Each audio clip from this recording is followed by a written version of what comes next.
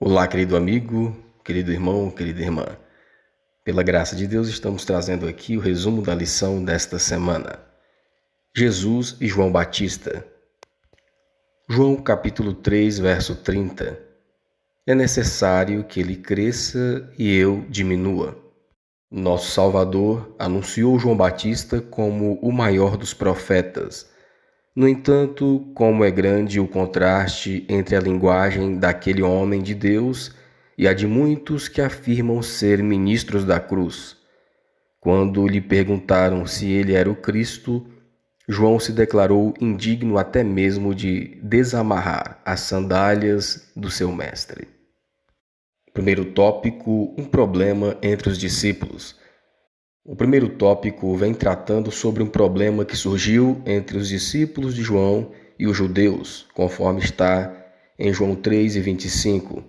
E eles levantaram uma questão, uma controvérsia a respeito da purificação. Mas essa disputa se deu por causa da inveja. Os discípulos de João olhavam com inveja para a popularidade crescente de Jesus. Eles estavam prestes a criticar a obra de Cristo e não demorou muito para que surgisse uma oportunidade. Ocorreu uma questão entre os discípulos de João e os judeus referente ao batismo, e se esse ritual purificava a pessoa do pecado. Eles afirmavam que o batismo de Jesus era muito diferente do de João. Logo, eles estavam discutindo com os discípulos de Cristo sobre que jogo de palavras era apropriado usar no batismo e, finalmente, sobre o direito deles de batizar. E conforme João 3:26, os discípulos de João expressaram inveja da obra de Cristo e foram ter com João e disseram-lhe: Rabi, aquele que estava contigo além do Jordão, do qual tu deste testemunho, ele o batizando, e todos vão ter com ele. A resposta nobre de João Batista, em João 13:27, diz: João respondeu e disse: O homem não pode receber coisa alguma, se não lhe for dada do céu. Os discípulos de João ficaram enciumados e descontentes quando viram Cristo começar a sua obra, quando Cristo começou a tomar posse da sua obra.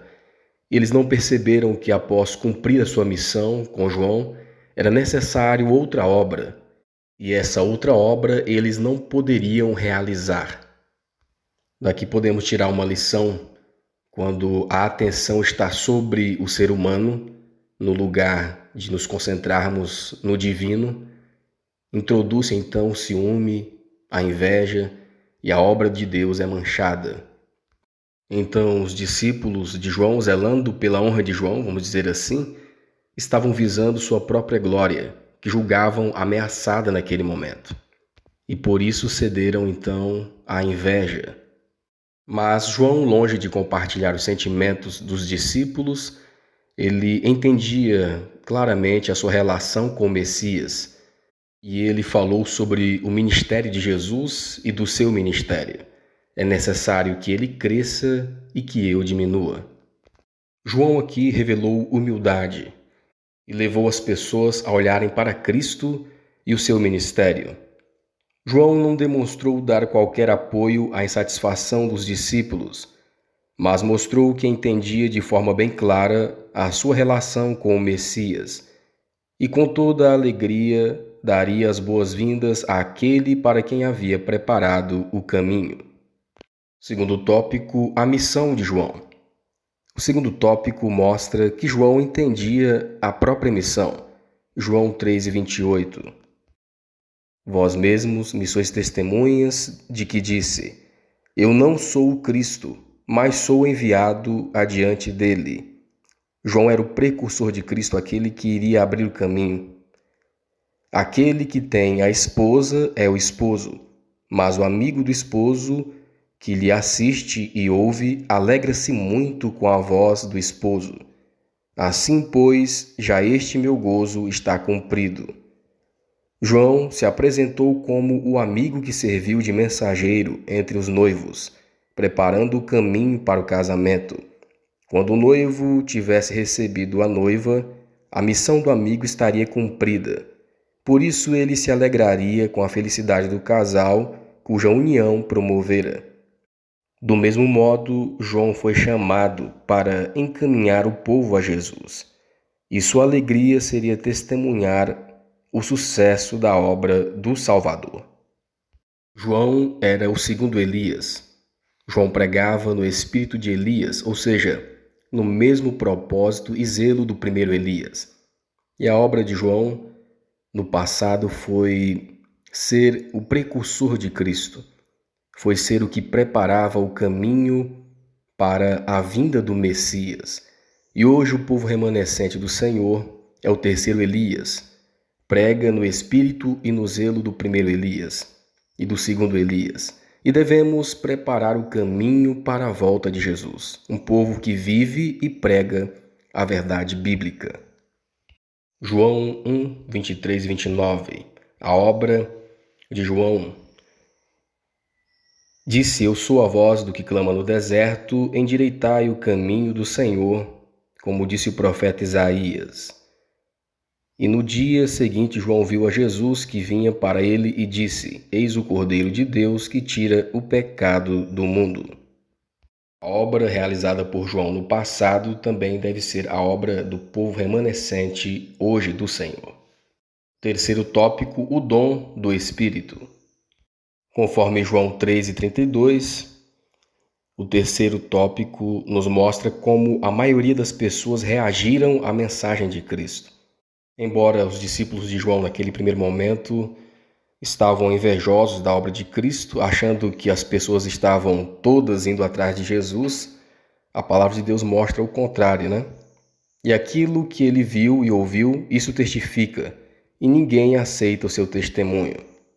Ninguém aceita o seu testemunho, pois muito poucos estavam preparados para o aceitarem como Salvador do pecado.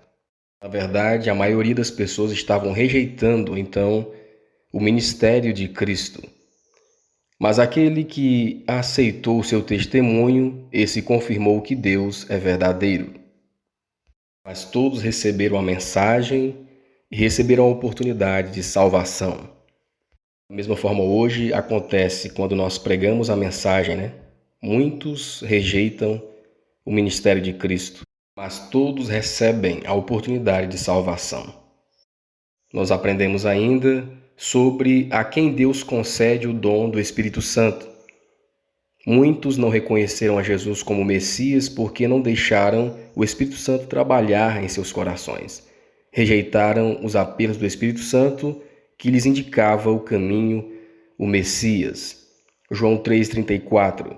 Porque aquele que Deus enviou fala as palavras de Deus, pois não lhe dá Deus o Espírito por medida. Podemos receber a luz do céu à medida que estivermos dispostos a nos esvaziar do próprio eu.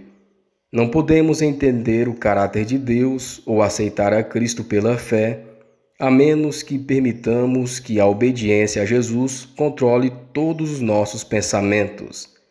Deus dá o Espírito Santo sem medida a todos que agem assim. Em Cristo habita corporalmente toda a plenitude da divindade. Também nele vocês receberam a plenitude. E a Bíblia também nos revela o segredo para recebermos a medida maior do Espírito Santo, conforme João 14, verso 15 a 17, Atos 5:32.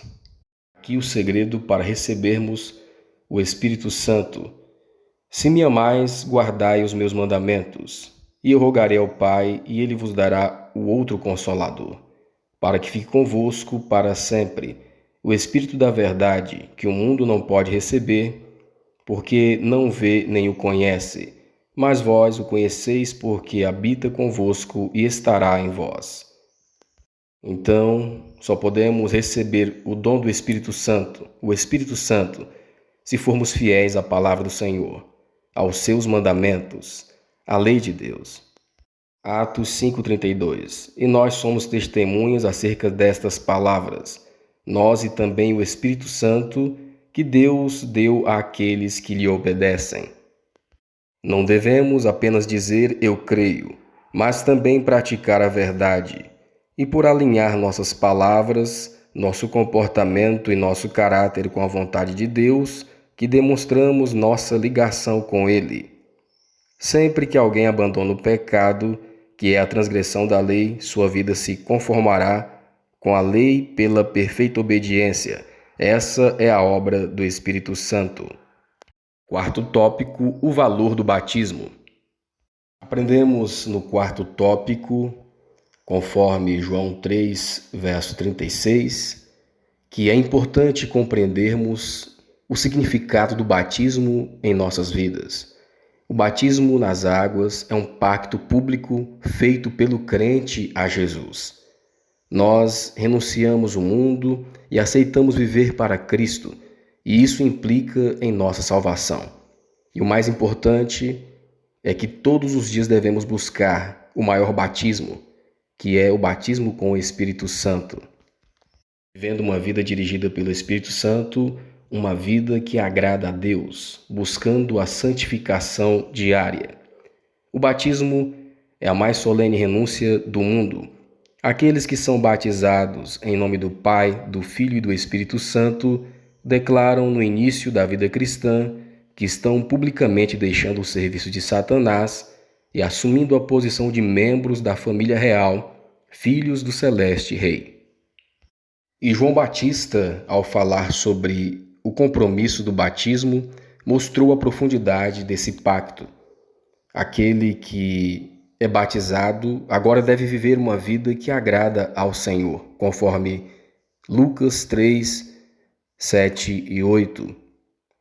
Produzi, pois, frutos dignos de arrependimento, e não comeceis a dizer em vós mesmos: temos Abraão por pai, porque eu vos digo que até destas pedras pode Deus suscitar filhos a Abraão. Essa era a pregação de João, para que vivamos uma vida de arrependimento, produzindo frutos de arrependimento. Aquele que é batizado agora deve viver uma vida que agrada ao Senhor. Reconhece seus pecados e busca uma vida no Espírito, fugindo da carne. Que o nosso batismo seja então um símbolo do nosso verdadeiro encontro com Jesus, da nossa verdadeira entrega ao Senhor. Nós que já passamos pelo batismo devemos então honrar o nosso pacto, o nosso compromisso ao Senhor. O quinto tópico, um método sábio. Conforme João 4, de 1 a 3, Jesus percebeu que os fariseus estavam tentando criar uma crise entre João e ele. Então Cristo deixou a Judéia. E foi outra vez para a Galiléia. Jesus deixou o lugar onde estavam criando conflitos. Muitas vezes precisamos deixar os lugares onde aparecem conflitos desnecessários e vão atrapalhar o nosso ministério, o nosso relacionamento com Deus. Desejando evitar todas as ocasiões de mal-entendidos ou discórdias, ele silenciosamente interrompeu seus trabalhos e se retirou para a Galiléia. Nós, ao mesmo tempo que somos leais à verdade, devemos evitar, se possível, qualquer coisa que possa provocar mal-entendidos. É por isso que sempre que essas confusões surgem, levam à perda de almas. Sempre que alguma circunstância ameace causar divisões, devemos seguir o exemplo de Jesus e de João Batista. Evitar contendas é sabedoria. E João Batista tomou uma atitude de humildade e disse: é necessário que ele cresça e eu diminua.